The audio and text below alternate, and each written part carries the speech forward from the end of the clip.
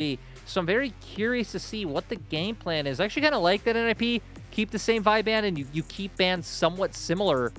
So this time, the things left in from last game is that Poppy is going to be open, but Tristana, I think this is where you immediately go with NIP. This brought you so much success in the last game. Angel did have some good moments, despite the fact that he wasn't, and didn't have to be the highlight player in that game.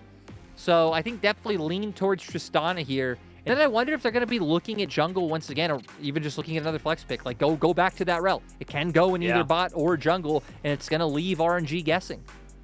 This is the thing, when you pick the Jace, you almost certainly have to go for something like the Maokai, or you have to, first pick have a Kai'Sa in your inventory. We'll see RNG going towards the Varus. I like this pickup here, but the big question, because we talked about it a little bit after game number 2, can LP play it? Yeah, this is the only other champion, like I said, where he does have a positive win rate on it. 2 games, both were wins, but again, that doesn't give a whole lot of confidence in that fundamental amount of games. But we'll see. At least that sets him up to be able to play like kind of range, poke composition, and really deliver quite well. Oh my God. I love this. We get it. I assume Tristana mid and Ziggs coming on the bot lane, but right, it really could be either or, as we have seen Ziggs mid, especially in other regions. APA and the LCS really was causing a commotion with that one, but down in that bot lane, being able to match the Varus with the range that comes through. And NIP overall, it's going to be interesting to see how this comp works out when you have 2 champions that do want to all in, like the Tristana and the Rel, and you have the Ziggs kind of being a different style. Of course, Tristana, as the game goes on and your range does increase, you can play. It's a kind of kite, not really against the Jace Varus, I'm being honest. Like you do have to rely on all-ins, but it means who's ever piloting the Ziggs is going to be playing a bit of a different game than the rest of the NIP squad. That's the thing with the Ziggs, is that you're always just sitting, basically putting yourself into lanes where you're saying, look, I want to absorb pressure. You take the TP, you become effectively another solo laner, but your job is to just clear waves. Your job is to poke and clear waves and try and just help your team control the map in that regard. And I think the key thing is with a Ziggs that control is key. You need to be able to put him in the right position. If he starts falling down or if he starts getting overloaded, then you're going to start to really struggle to kind of utilize him correctly. So curious to see what lane he goes to. We are expecting it to be Photic with the Ziggs and Angel with the Tristana, but we'll wait to see how it is now, as we do see quite a few support bans being thrown in there alongside the Ivern, who can be a little bit of a halfway house as well. I'd love to see some sort of engaged tank come out topside for NIP, whether it's whether it's a Malphite, whether it's an Orange, something like that. I mean, you have 2 immobile carries on the side of RNG. You'll be able to soak up so much of the damage, considering a lot of it's going to be AD. Of course, some's going to be AP coming out from the Varus too, but I think just having a big, beefy frontliner on that top side would go a long way for NIP in their draft holistically. But RNG going to get their hands on the Cassante this time. So Breathe, I think, can have a lot more room to impact this game, especially in 5v5s, which is what all the RNG fans need right now. You are praying to the altar of Breathe and what he's able to do on this Cassante pick. I do not expect Invincible to pick up the Quinn here. It would be an exceptional curveball to throw in here, but the Poppy, I do expect to see. The thing is, when you go into the Cassante matchup, you want something that can either get away from him or get him away from you. Things like the Malphite with the ultimate, and of course the Keeper's Verdict here from the Poppy tend to be those things that you're able to kind of work with. So, I mean, again, I really like what NIP have built in for themselves here. It does feel like they're going to be able to control those early dragons, having, Shadow on an early jungler. And this, the first game, the Rel was banned. The second game, the Poppy was banned. This time, neither are banned, and they get both. Yeah, and NIP's comp, I mean, has different dimensions to it, right? Because you have things like the Poppy to provide peel and disengage. Also, can do the same thing, and then you have the range of the Ziggs to play with. But you also have tons of engage coming through, like those same champions. Said second most winningest organization in LPL history against NIP. If you're not counting Victory 5, this is the organization's first 10 run in playoffs ever, and already doing such a great job with no expectations to make a name for themselves.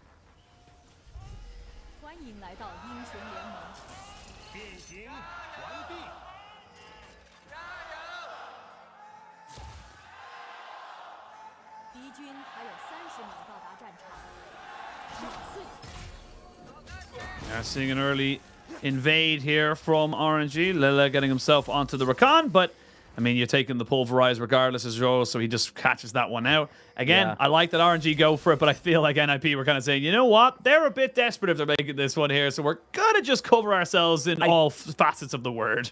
I do gotta say, it's like one of the, in my opinion, like most efficient adaptations you could make from game to game is level 1s. And it was like one of the things, especially like back in the day coaching, like, because it's just so easy, right? It's not something where you have to like fundamentally think about how to change your game with pretty much no time. So I at least like the attempt coming out from RNG because it shows, right? They're trying to put a front foot forward and actively have a chance in the series. Well, with the sweeper, does make sure that Angel doesn't have a full bout of information to kind of go from here, but kind of see Angel having a little bit. We haven't actually spoken about him that much at all, really, in this series because they've just done his job. But coming up against his old organization, he's out for blood. Exactly right. He played for RNG in spring. If people didn't know, he was sharing time with Tangyuan. And back in spring, when Angel was on RNG, they beat LvMao, which of course is Angel's former team. And he said when you beat your former team, you think it's a normal day. Until years later, when it turns out it's the best day in the world. I don't know how he knows that yet, because it hasn't been years later since he's beaten LvMao. But point is, this man puts a lot of value on beating his former teams. And he is doing it so far. I mean, he's been absolutely exceptional into Tangyuan right now, and honestly, it is like one of the few times where you're like, it's a direct comparison. You're both fighting in the first round of playoffs. You are literally being replaced by someone else, and he has just done his job really well, kind of deserved from Angel.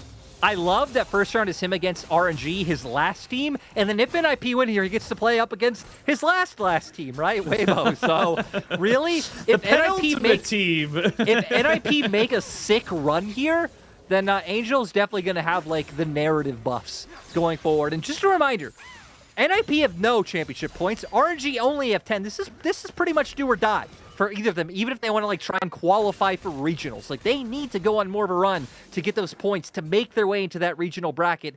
If like, let's say they did get shut down by, a BLG or JDG later on in the bracket.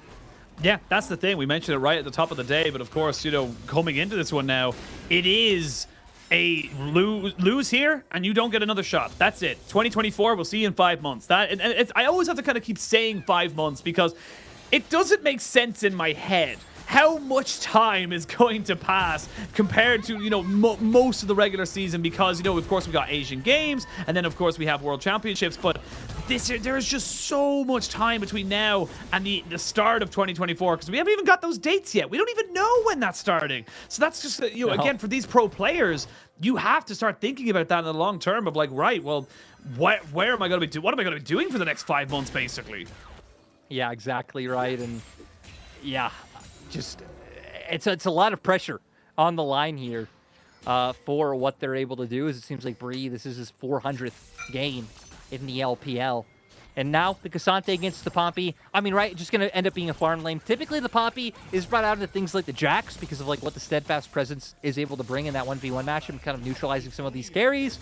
But bringing it up, tank versus tank, we were saying we wanted to see him take something that can absorb a lot of damage. And he did end up doing it again. I feel like the thing I'm most curious about the NIP's comp is the fact that you do kind of get outranged, but it's not a big deal since LP is going to go the on-hit route and not the lethality like Poke Varus build. But yeah, so they are going to have some different dimensions in terms of how they are able to play it. But we've seen so far, Sheen, everything has really just been down to how Shadow has navigated through the early games. And the thing is right now is that Shadow hasn't been, really caught out in the first 2 games. We see Invincible gets knocked back. Gonna get hit in here, but a taxi right back. Breathe has to flash away. No mana left for Invincible. Oh my lord, that was close. We're gonna see a TP coming in here for Breed, but Summoner burnt here from the RNG top side. Now NIP know they could maybe get something going for themselves. Maybe another TP in and try and make something happen in this top lane. I don't think it'd be very worthwhile to invest anything in top side as NIP just for the matchup. Is RNG, their bot lane at least having a better time so far with Lola. Sure. They also do have a very aggressive bot lane 2v2, right? Varus, incredibly strong in lane. You're up against a Ziggs Alistar, which it obviously doesn't really have much 2v2 prowess, but yeah, point is, even with the caveats and the silver linings, after how the past 2 games went, after how RNG's last few regular season series went for their bot lane, you'll take it. absolutely take it. Both TPs have been used. There's a Sheen versus a Bomby Cinder. Level 6s now across the board for the solo laners. As we wait to see where the next kind of big... Go on. I sidetracked myself from making my last point. Nothing interrupted me about talking about the top I was going to lane say, game. I was like, you know what? You can say whatever you want, but I don't know how to bring this back. So if you don't want to talk about it anymore, we don't have to talk about it. You know, I just got excited that RNG were winning some 2v2 trades, and I wanted to highlight it because who knows when we'll get a chance to do that again, Ashid. Because I don't know if it'll be anytime soon. No, I'm joking. Oh no, man. That was almost as bad as Hysteric saying last time, who's learning American in the RNG game. Like, yeah. Unnecessary flame from casters is which is kind of our jam. But we start seeing a very familiar sight here from the side of NIP, putting pressure around this Dragon Pit as Breed's taking a very poor trade. Has to go all out, trying to see if he can make this one work. Invincible, oh, he stutter stepped just a little bit, and now he's going to try and fully commit. Good dash is coming out here, but he's dodging out Breed's Qs. This is great from Invincible for the moment, but if he gets knocked back, you feel like he's going to be in a lot of trouble. Still has his ultimate available to him. There's the buckler down. He's looking for him. One more dash. No flash. Does he have enough damage? No, he doesn't. Invincible, though, is really putting on pressure here onto Breed, and Breed is not having as much of a good time as he expected. No, I'm actually surprised that Invincible didn't want to invest the ult in trying to find the kill. You know, knock up into the Q, try and guarantee that secondary damage coming through, get one auto off, maybe you find it. Because at the end of the day, with that Honey Fruit, Breed should be fine to make his way back to lane. And Invincible actually might have to be careful a bit himself. With still having that ultimate, not the end of the world, right? If Breed tries to, like, run at you, you can at least always yeet him away. But I think you'd rather not use that one defensively after you almost found that solo kill. Oh, Breed. Yeah, he called out on Invincible's bluff and said, you know what? I'm not going to actually throw out this knockback, but if you're in that brush, you're going to think I am. And that's exactly what happened. Does get the crash back. So Invincible trying to see if he can maybe get this wave in a slightly better position for himself while he looks for his recall. And we'll see on the minimap there. Breed recognizing it as well. So he's going to try and keep himself here. But this is the thing. Dragon was taken by RNG. So Breed will have an inkling that Shadow is in this top side. No flash, no all out.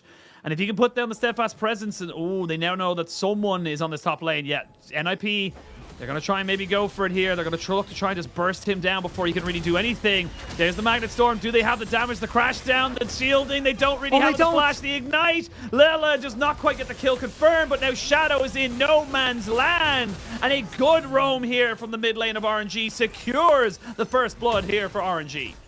And, I mean, RNG have been able to maintain bot lane pressure with the matchup, with the fact that we did see Shadow kind of hovering around mid and top side, which allows for the rotation to come up first. It was already Herald timing, so you already knew they'd want to bring up Lola. Tangyuan also making his way over. Just gives them the kill. Angel at least finds some plates in the mid lane. And for NIP, they're always going to have threat in this game, even if they start falling a little bit behind, because right, Tristana plus Ziggs, those are demolition monsters. Like, anytime RNG are not on the right place on the map later on in the game, turrets will just fall. But we'll go right into the replay. I like the idea, right? I think you wouldn't expect Invincible to still be here, even though Breed did have a good idea. But look at the minimap. The rotation's already so good from them. Sure, Magnet Storm might come out into the crash down, but the damage just isn't there yet. Everything connected from the NIP members. And now Shadow left to do Machine. What a beautiful thing. Not really in the best positions to make things work there. We will see Photic having some decent damage. Unfortunately misses the Mega Inferno bomb, but they are keeping control around this bot mid lane. And this is the thing, Angel's been able to get quite a bit of plate damage down, kind of making sure that turret doesn't have the same level of consistency should a Rift Herald be dropped down on top of it. So things like that can be the difference maker in these mid-game skirmishes. Angel now with his support, just trying to be a bit of a nuisance here into the mid lane as Wade just kind of hovers off to the side. But good start here from RNG. I feel like Lila is feeling a little bit more emboldened with the fact that it's a Ziggs on the bot side, so he can go for some of these plays around the map. I will say, I wonder what's going on in Lila's mind, right? Because there could be almost no pressure if you haven't been getting any practice with the team and you just come in and it's allowing you to play so confidently, or if it's all the pressure in the world in terms of, you know, yeah, you're like, oh my God, I'm getting subbed in. I haven't played any regular season games with you guys. So far, it kind of looks like the first one. Playing very confidently. I love how much he's like working around the map, knowing that there really isn't that much kill threat on LP in that bot lane. But now with the Swifties coming out for Zhuo, he's going to be able to put up a ton of pressure on this map as well. Yeah, I've actually seen this from Zhuo last game as well on the Alistar. He does seem to prioritize getting these Swifties as early as possible, you know, kind of putting a lot of emphasis on the fact that he can roam around the map, that he is going to be that little bit faster to find an opportunity to make something happen. As Breathe Invincible just stopping each other's backs in this top side. I will say finally Breathe is getting a little bit of a better time in terms of the CS matchup. So he's having a much, you know, kind of cleaner time of making sure that he's getting an advantage here. And the Cassante is going to have one target and one target only, and that is going to be Angel on this Tristana. He needs to get rid of this AD carry in every single fight and just make sure they're not just dumping in damage here into any of the carries of RNG. Yeah, fights are going to be really interesting because like you have that dynamic with Breathe. Even like Tangyuan, if he's able to like use an Accelerate Shock Blast to force Angel out of lane or a fight early on, can end up doing so much. Then you have to like readjust your priorities. Maybe you end up like bringing out an engager from a team fight as Breed. So I think it's gonna be very dynamic. Just again with the way that NIP have drafted their composition. But so far RNG doing a great job of maintaining pressure on the spawn side. Subbing in Lola so far has just made their map movements look so much more proactive. And right, we do need to keep highlighting the draft difference as well. The Varus Rakan really does just add so much more presence. But with Dragon coming up in 30 seconds, RNG look primed to have position for this one. Zhuo shouldn't be able to sneak into any like cheeky angles to find those Alistar engages he was finding last game. This thing will find Lula. Lula will knock him back over the wall. There's 2 plates confirmed into that mid lane. Or is it 1? I can't tell exactly how low that mid lane tier plate was, but just 10 seconds still Dragon. Yeah, just the 1. So Dragon is in. Good poke here on top of Angel. Does have a TP, so maybe just looking to push in this wave and then maybe look for a bit of a reset as the Vampire Acceptor to try and eke up some kind of a health advantage. With triple TP on your team, it was very difficult to really make this one kind of, you know, stick here on this poke, but they're going to try and invest in all this damage here onto Zhuo. Those are 2 tanky members, the Rel and the Alistar. You will get both the ultimates out of them. And that just means that 4 ultimates down means NIP have no way in hell they're going to be able to try and contest this Dragon. RNG pretty much views the same, right? Considering that Tangyuan is on the Jace, doesn't really have an ultimate to expend. But RNG there, had LP, I mean, right, it's hindsight. Had LP like maybe like committed flash art, like then you do lock one of them down, you find the kill before the flashes come through. But still, the fact that you get that flash coming out from Shadow, definitely a win for RNG. You didn't have to commit any on that play. So now we're going to see what happens with resets coming out to who can maintain pressure on the Drake.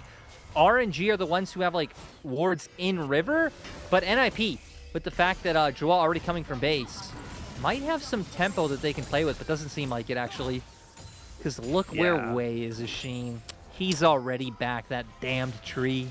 The damn tree coming back in and making things awkward. But yeah, I mean, did you hear?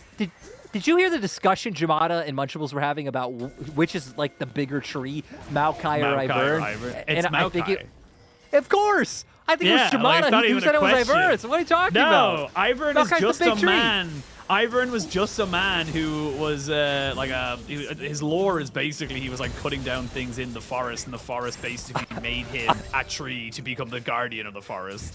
I don't know why I didn't know why Jamada had to catch strays during the series. Nah, you can't be going into lore and not having me a part of that discussion. All right, I read too much about this goddamn League of Legends universe to not know almost every detail about these champions. But you know, gotta be right. You gotta be factually correct. You're gonna throw in the Ivern's bigger. A man is bigger than a literal like mountain tree. Get out of here! Like get out of here! Huh, I didn't know it was a mountain tree. Kind of. It's hard to. I'll explain it to you off count. This is not a discussion for a round 1 playoff. It is so much to discuss. We also even have like we can see on the minimap RNG making their way up. Herald is going to be up in 10 seconds. NIP had already gotten some of their like first lines of vision down, but I don't think they should be in a position to contest this because Angel already moved his way down to bot lane. He doesn't have a TP. Breed still does have his. So if NIP do posture for this, they couldn't set themselves up in like a theoretically very dangerous position, especially since Shadow still doesn't have that flash online. If he commits with the crash down, he just is in. Yeah, well, Lila is sitting on a ward right now, and he doesn't know it just yet. There's going to be Nature's Grasp, going to stop anyone from really engaging on top of this one, and that's another objective. 4 in a row here for RNG in this game number 3. They are building a gold lead. They've got themselves 2 dragons as well. Unfortunately for them, it is a Chem Soul. It's not the most ideal of situations to find yourselves in, and I mean, again, I'm kind of thinking, I'm looking at this composition. I'm like, yes, the poke is good from the Varus and the Jace, but how do you siege towers here as RNG without having something like a Baron? Because I just feel like you have so many ways of covering the waves with the Tristana and the Ziggs. Yeah, the wave clear, absolutely ridiculous coming out for NIP. And that's why, despite the fact that I wanted to say this game was over when RNG got first strike, because you know what? NIP got the first strike in the games they won. It didn't happen. It's an anomaly. Now I think they'll lose. But I think their composition gives them a lot of freedom in the mid game, like I said, to play the map, to where if RNG do overcommit to one side, being able to use the Ziggs to like take down a tower in mid with that satchel, or if they, you know, that they play away from the Tristana Angel, being able to do the same thing in that bot lane. Seriously, this composition can be so punishing. Hell, a bad back. Suddenly that's Baron going over at NIP. That there's just so many things that they'll be able to do. So I don't think they're sweating too much, that they are kind of falling on the back foot, right? 1K gold down, 2 Drakes behind, because they do have some of those comeback mechanisms built into their comp that they'll be able to play around as the game progresses. Like I said, Chemsol, not the most impactful one in the world. We'll say it's great for something like a Cassante. Ooh, LP, a little bit off to the side there with a Chain of Corruption. We are going to see the Rift Herald get dropped here into this mid lane, and the Nature's Grasp as well. They really want to break open this turret. They should be able to confirm it here. Lila tries to move forward. Oh, he got greedy. He got greedy, and now he will be punished for it. He's getting a little bit of shielding. The burn is enough. And that is why you cannot be that lackadaisical. That is why you can't just walk up to these things, because you will be punished.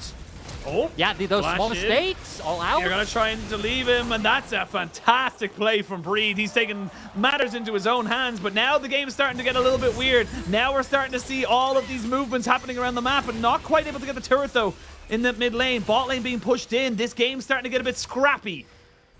Oversteps, just oversteps across the board, right? Lil, as you're pointing out, mid lane. Angel in that top side, Breathe doing a great job to punish that, but we do see top laners kind of trading sides of the map, but Invincible needs to get the hell out of dodge. I think he should be fine. Yep, with Wei not having an ulti, there's no way he'd be able to cover that amount of distance with CC to be able to buy time for the other members to be able to come through. But still, RNG pushing their lead even further. It's the first time this series where we've seen RNG actually in a position of power. And let's remember, RNG, if you consider their name, you see the little number sign on the 7 mark, they came in as the higher seed. And it's taken 3 games for them to find any semblance of control. It's taken a sub that they haven't played with all split long to find any semblance of control.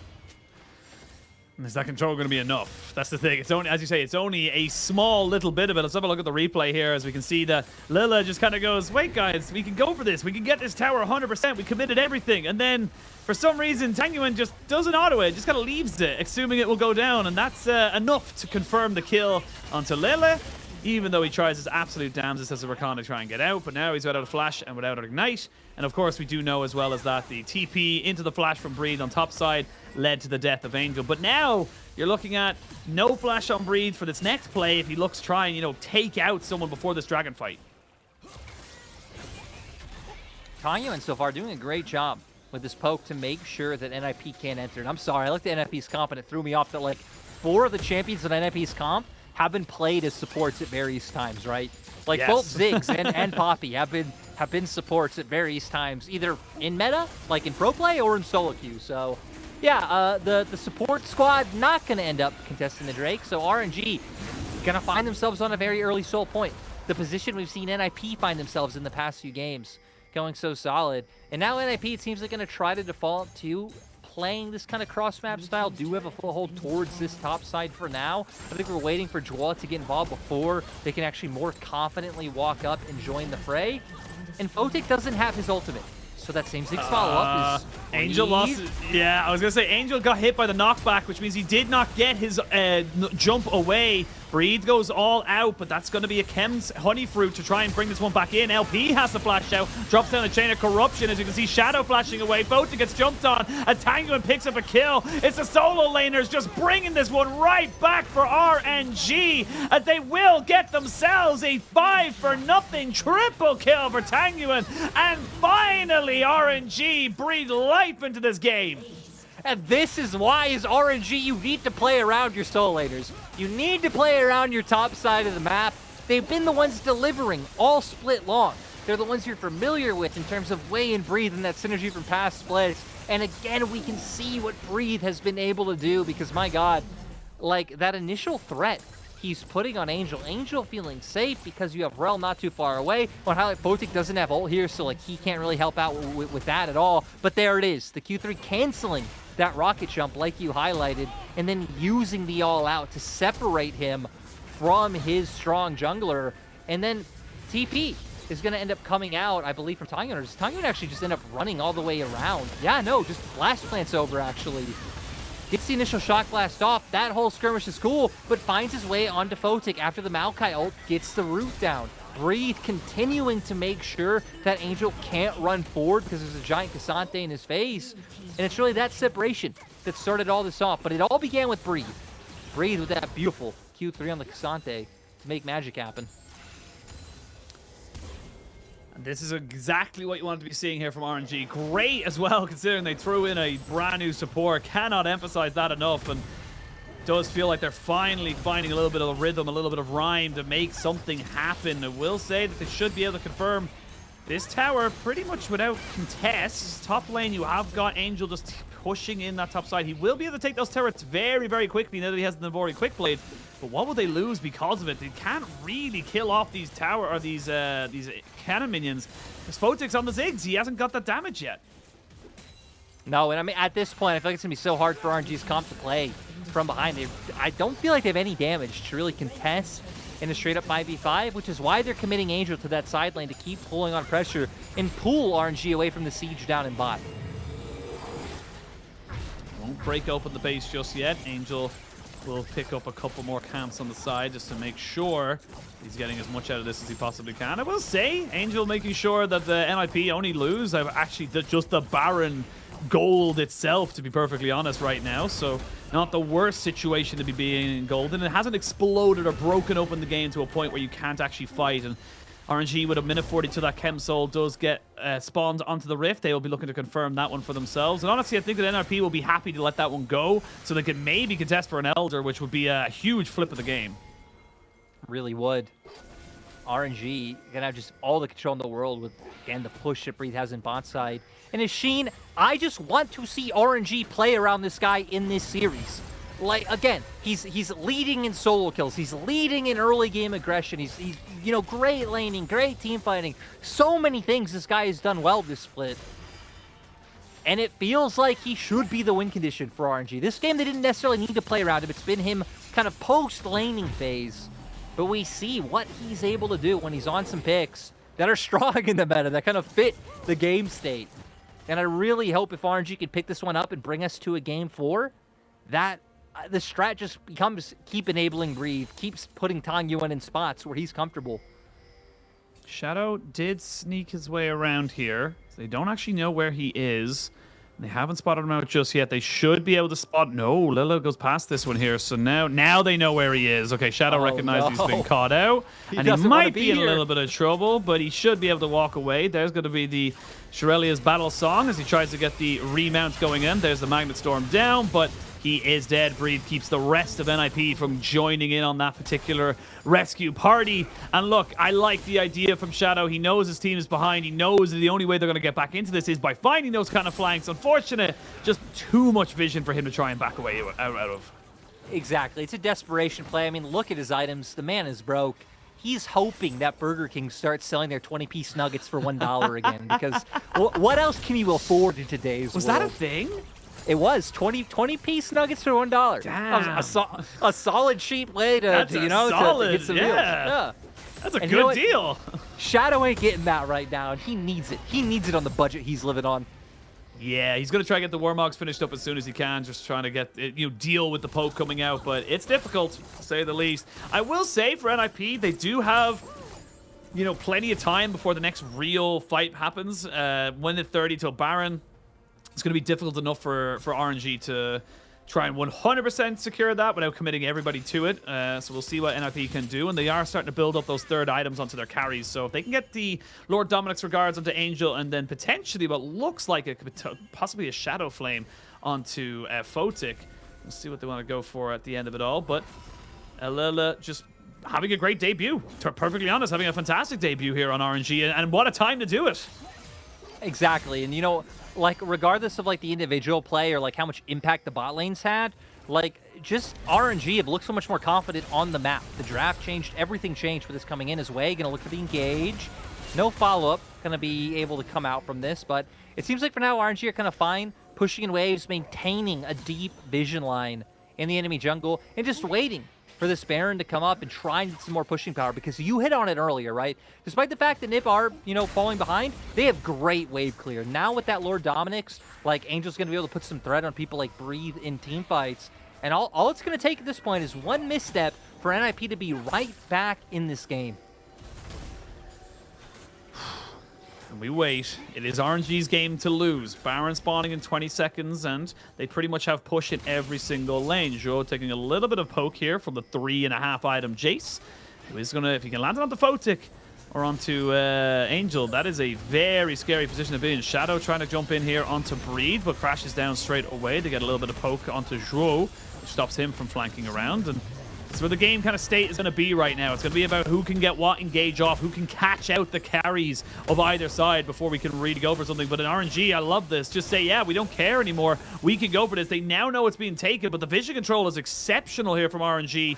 I don't think you're going to be able to try and steal this. There's the Mega Inferno Bomb, but it's just too little, too late, and now NIP are a little bit overextended. They're going to have to try and run away from this one here themselves. Flash in, not going to be able to get on top of them. There's a great Sonya's from LP. NIP threw it into one last-ditch effort. They needed something to go their way, and unfortunately for them, there was just too much available for RNG. RNG will get themselves onto the board, and we will not have a 3-0 today. No, great bounce back coming out from them is, you know, Photic and Shadow are at least going to make it incredibly annoying. No. Yep, they're still just going to end. I was like, I'm going to wait for you to look mid, yeah. Like, I was looking mid, but I was also like, okay, how long can Photic be annoying? And can you, like, TP out and maybe find the wave clear? The answer is no. No. The answer is no, and RNG will get themselves to a 1-game score. They are still looking at a match point in favor of NIP, but they've got themselves on the board. And if you needed a tactical substitution to go right, that was it. He didn't have to do anything exceptional. He just did his job. The draft and everything felt a lot better, and RNG just come out with a much more cohesive style here in game number